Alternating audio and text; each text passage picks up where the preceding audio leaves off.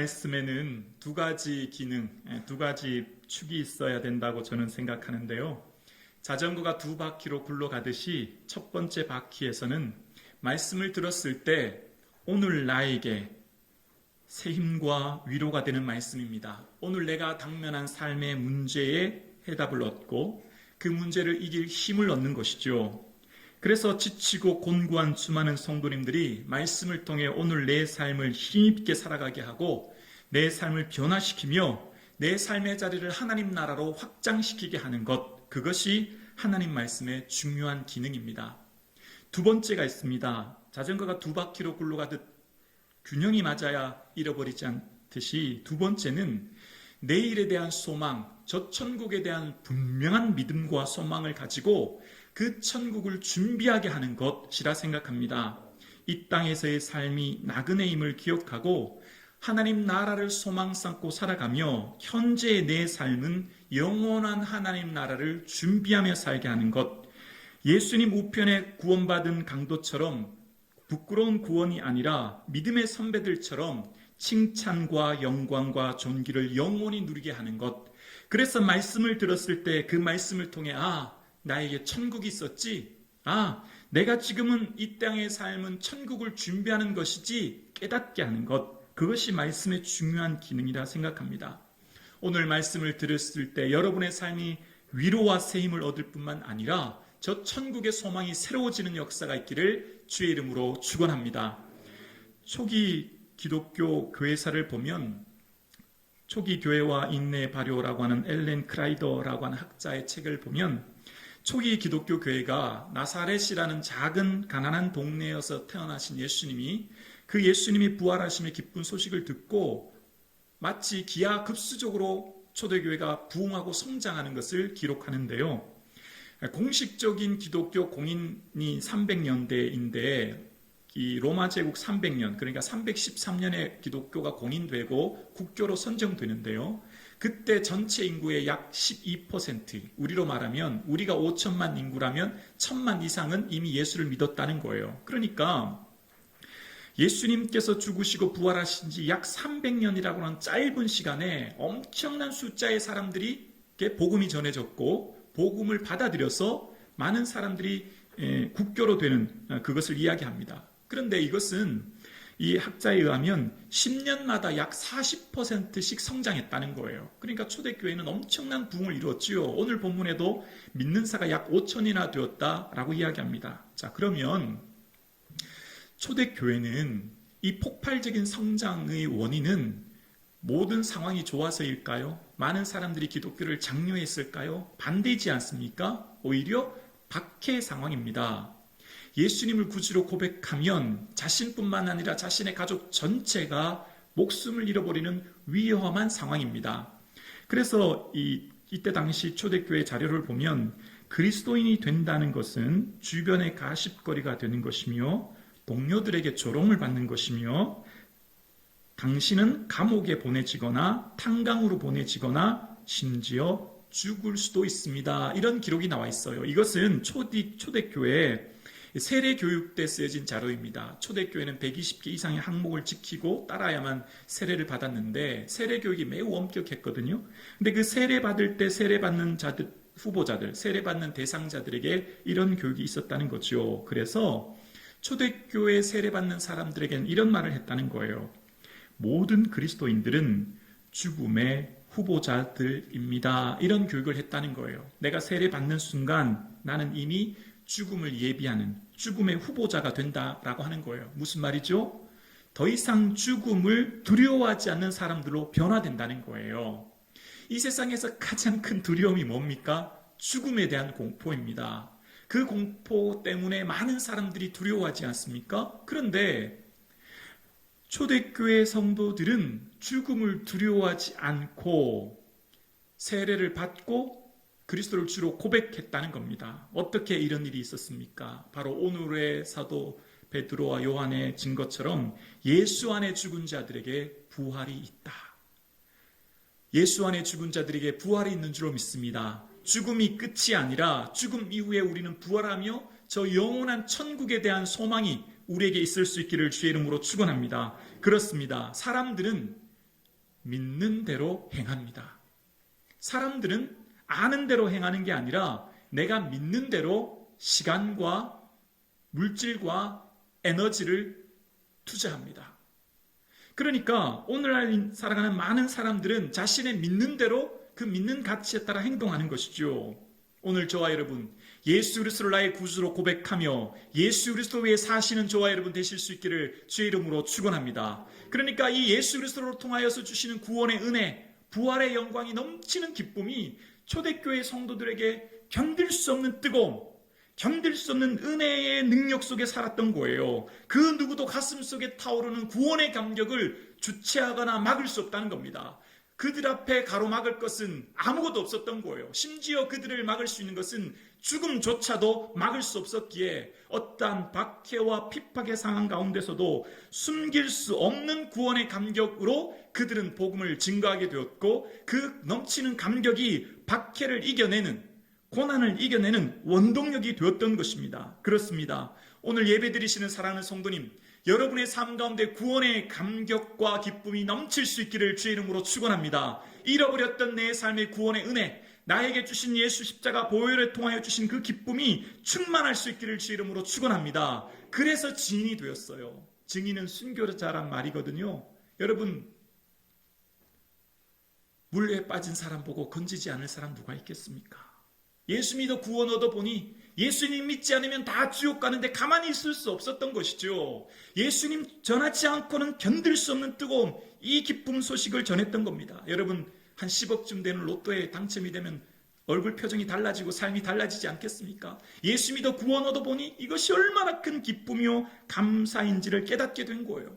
그래서 베드로와 요한 초대교회 사도들은 성령의 충만함을 받고 이 기쁜 소식 전하지 않고는 견딜 수 없었어요. 뿐만 아닙니다. 종교 지도자들이 그들을 가두었습니다. 그들을 가두어서 그때 당시 대제사장 안나스와 가야바가 등장합니다. 이전에 예수님 십자가에 못 박혔던 사람들입니다. 그들이 그들을 박해하는 상황이에요. 무슨 권세와 누구의 이름으로 이런 일을 하느냐? 재판을 합니다. 오늘 우리로 말하면 예수님 증거했다가 경찰서 유치장에 감금을 당하죠. 그런 후에 다시 법원에 가서 재판받는 상황이 오늘 본문의 상황인 겁니다. 누구 이름으로 그렇게 했느냐? 베드로와 요한이 말하죠. 당신들이 십자가에 죽은 예수, 그는 부활하셨고 그분의 이름으로 이 일을 행하였습니다. 다른 이로서는 구원을 얻을 수 없습니다. 천하 인간의 구원을 얻을 만한 이름은 우리에게 주신 일이 없습니다. 오직 예수 그리스도 안에 구원이 있습니다. 담대하게 선포하게 되었습니다. 그들이 위협하죠. 다시는 예수 이름으로 선포하거나 전하지 말라고 위협합니다. 근데 그들은 그것에 어느 것 하나 아랑곳하지 않고 하나님 앞에서 하나님 말 듣는 것이 당신들의 말 듣는 것보다 옳은가 판단하라. 우리가 보고 들은 것을 말하지 않을 수 없다. 그들을 막을 수 있는 것은 아무것도 없었던 것입니다. 그들에게 넘치는 기쁨과 그 은혜를 아무것도 막을 수 없었던 것입니다. 여러분 생각해 보세요. 여러분이 지금 거리에 나가 전도를 하다가 경찰서 유치장에 감금된다면, 예배를 드리는데 벌금을 내야 된다면 여러분 그래도 예배 드릴 수 있겠습니까? 그래도 복음 전할 수 있겠습니까? 지금 이 초대교회 성도들의 모습이 이런 모습이었습니다. 우리는 오늘날 예수 믿는다는 것 때문에 조금의 불이익이라고도 하면, 손해라도 본다면 우리는 시험 듭니다. 내가 예수님 잘 믿었는데 왜 이런 어려움 주시나? 그래서 예수 믿는데 손해보고 어려움 당하는 것 우리는 무척이나 어려워합니다. 여러분 오늘 본문을 보십시오. 그들은 두려워할 것이 없는 존재들이 되었어요. 그들을 막을 것이 아무것도 없게 되었습니다. 여러분 오늘 예수 믿는 믿음 안에, 믿음의 처음은, 믿음을 시작할 때는 다 내가 구원 얻고 은혜 안에 평안한 삶을 살고 형통한 삶을 누리며 기쁨 안에 거하기 위해 믿었습니다. 그런데 예수님을 믿고 성령의 충만함을 받고 보니 주인이 바뀝니다. 주인이 바뀌는 거예요. 처음에 예수님을 따라갔던 제자들은요, 예수님 우편과 좌편에 앉는 게 목적이었는데 예수님의 부활하심으로 성령의 충만함을 받고 보니 주인이 바뀐 겁니다. 예전에는 내 소원 이루기 위해 예수님 따라다녔고 예수님 믿었는데 성령의 충만함을 받고 구원 얻고 보니 이제는 예수님 소원 이루어드리기에 살아가는 거예요. 이게 지금 초대교회 제자들의 모습입니다. 오늘 성북중앙교회 성도님, 여러분의 삶 가운데 믿음의 시작이 나로부터 시작하였지만 성령의 충만함을 덧입고 성령의 온전한 은혜 안에 거함으로 이제 나의 삶의 목적이 내 소원 이루어드리는 인생이 아니라 예수님 소원 이루어드리는 삶 살 수 있기를 주의 이름으로 축원합니다. 자나 깨나 서나 앉으나 어떻게 하면 예수님 기쁨이 될까? 어떻게 하면 예수님의 영광 나타낼까? 내 삶의 모든 순간 어떻게 하면 주님이 더 기뻐하실까? 주인이 바뀐 거예요, 주인이. 그래서 그들을 막을 수 있는 건 아무것도 없었습니다. 손해를 보고 불이익을 당하고 심지어 목숨의 위협을 당해도 예수님 기뻐하시는 것이라면 하나님 앞에서 하나님 말씀 듣는 것이 옳은 것으로 판단되고 그것이 하나님 기뻐하는 것이라면 그들을 막을 것이 아무것도 없었던 겁니다. 오늘 저와 여러분 이 담대한 믿음 가질 수 있기를 주의 이름으로 축원합니다. 그 시작은 무엇일까요? 구원의 감격이 넘쳐야 합니다. 나는 예수 그리스도의 십자가 보혈로 구원 얻은 하나님의 자녀다. 이것이 여러분의 삶의 첫 번째 감사요, 가장 큰 감사요, 가장 귀한 감사가 될 수 있기를 주의 이름으로 축원합니다. 이것도 감사고 저것도 감사요. 맞아요. 내 인생 하나님께 감사하지 않을 것 아무것도 없고 다 하나님 은혜예요.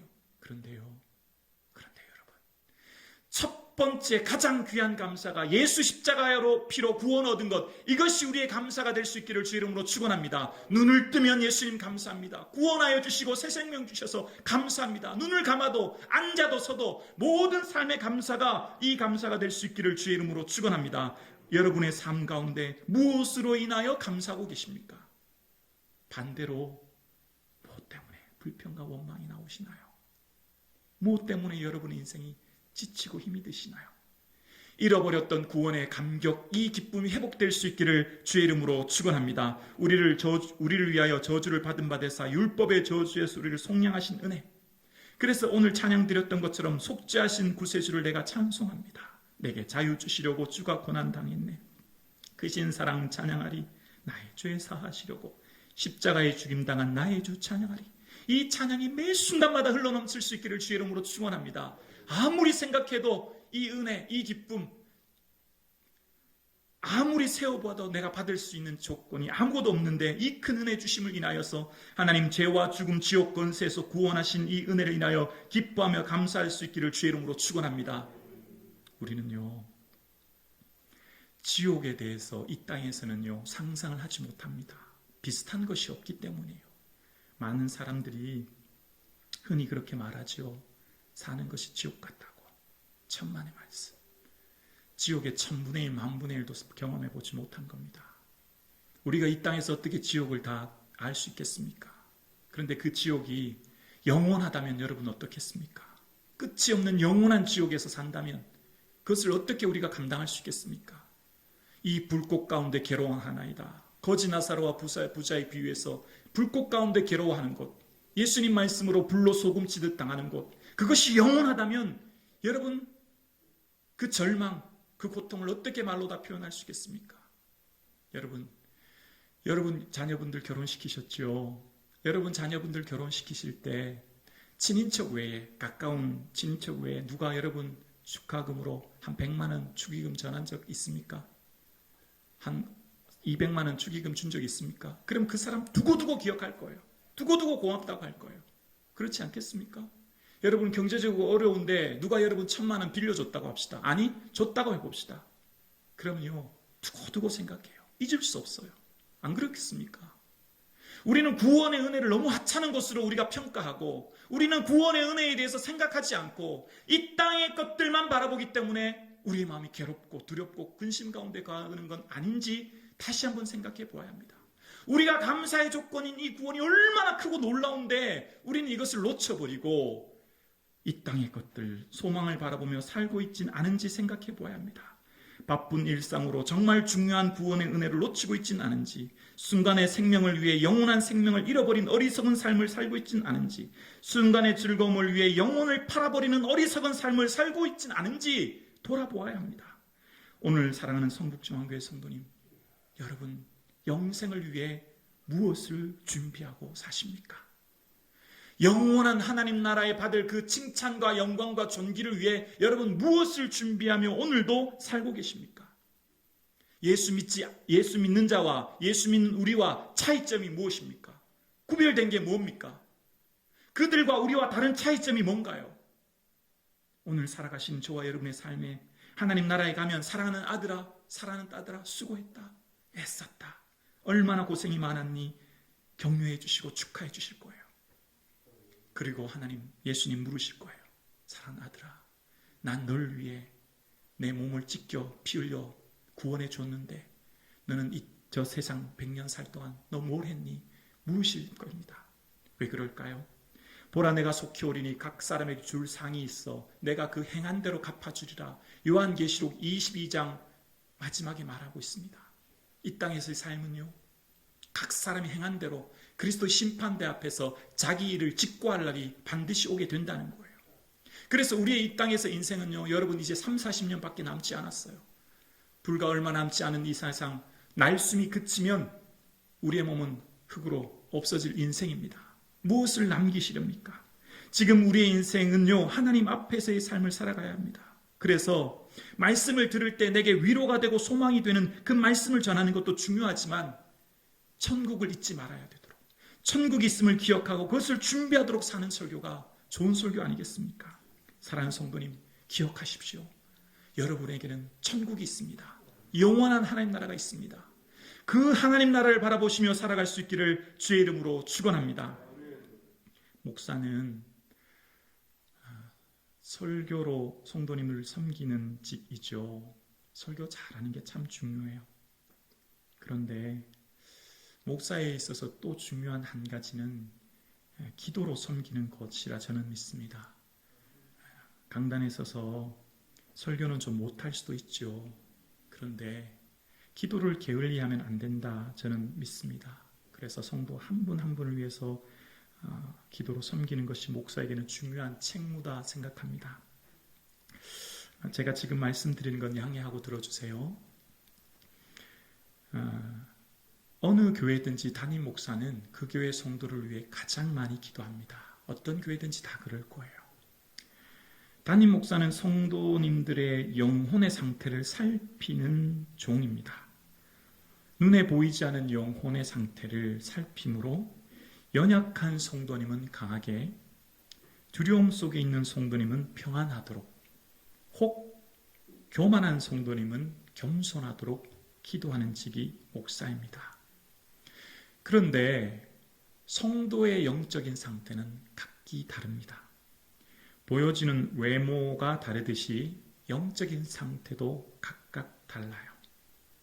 어떤 성도님을 위해 기도하면 너무 답답하고 힘이 듭니다. 숨 쉬는 곳조차 힘들 정도로 답답함을 느낍니다. 마치 육체가 산소 호흡기를 끼지 않으면 살 수 없는 듯한 느낌, 영적인 환자와 같은, 영적인 중환자와 같은 삶을 사는 성도님이 있음을 느끼게 되어요. 반면에 어떤 성도님은 영적인 상태가 기도하면 기도가 너무 잘 되는 거예요. 마치 고속도로를 달리듯이 막힘없이 기도가 흘러나오고요. 그 성도님을 향해 기도하면 그 성도님의 삶의 영적인 상태가 강건할 뿐만 아니라 하나님의 군사가 되어서 그분이 자신뿐만 아니라 자신이 속한 공동체와 민족을 향해 기도하고 있음을 느낍니다. 여러분, 지금 여러분의 삶의 영적인 상태는 어떠십니까? 여러분의 영적인 상태를 스스로가 점검하실 수 있으시기를 소원합니다. 지금 나의 영적인 상태의 척도와 기준이 있습니다. 그것은 바로 매 순간 날 위해 십자가에 피 흘리신 예수 보혈의 은혜가 감격이 되고 저 영원한 천국으로 인하여 기쁨이 넘친다면 이미 나는 성령에 충만한 성도입니다. 그런데 내게는 구원의 감격과 기쁨이 어느덧 사라졌고 예수님의 십자가와 보혈이 감동이 되지 않고 이 땅의 것들로 인하여 염려와 근심 가운데 산다면 주님이 탄식하고 있음을 한 번쯤은 생각해 보셔야 합니다. 사랑하는 성도님, 우리는 이제 곧 저 영원한 천국에 갈 것입니다. 불과 얼마 남지 않았습니다. 아멘 주 예수여 어서 오시옵소서 마라나타 주님을 소망하며 이 하루를 살아야 합니다. 도적과 같이 오십니다. 언제 오실지 아무도 몰라요. 우주적 종말은 아무도 모릅니다.